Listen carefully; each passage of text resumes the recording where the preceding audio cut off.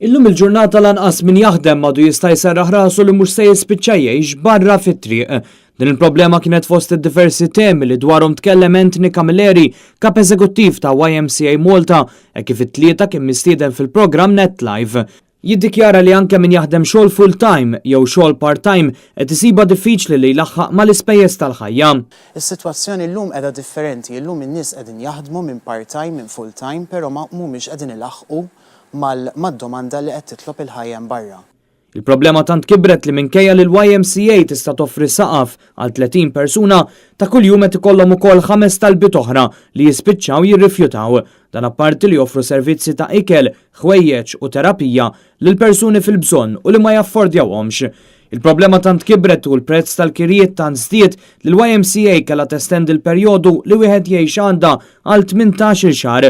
Minkejja li dawn il-familji ġew mejjuna biex ifadlu xi ħaġa, xorta m'għandhomx biżżejjed. Kważi llum inħares lura u ngħid isu għaddiet sena ukoll qegħdin narawha xi ħaġa illi mhijiex biżżejjed. Infatti jien għandi familji li daqt jalqu 18-il xahar li qegħdin magħna u qed narawha bi kbira sabiex daw joħorġu u jikru.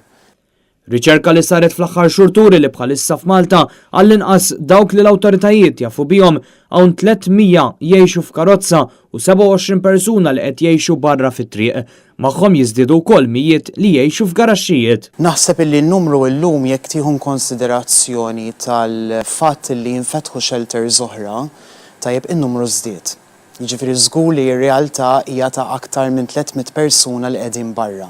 F'pajjiżna għandna ma' 3200 persuna li qed jistennew post tal-housing bil-Gvern Laburista li għadu ma lestiex appartament wieħed biex iservi bħala akkomodazzjoni soċjali. Għandna persuni li għandhom aktar minn 60 sena illi b'xi mod jew ieħor għolliet il-kera jew inkella kien hemm disgwid fil-familja u spiċċaw barra qed jiżdiedu wkoll. Riċerka li għamlet il-YMCA turi wkoll li persuna li jaqla minimum wage ta' 750 euro u li jikri proprjetà li skont il-medja tal-2018 tlaħħaq spiża ta' 550 euro kull xahar qed ikollu jgħix bi ftit aktar minn 6 euro nofs kuljum.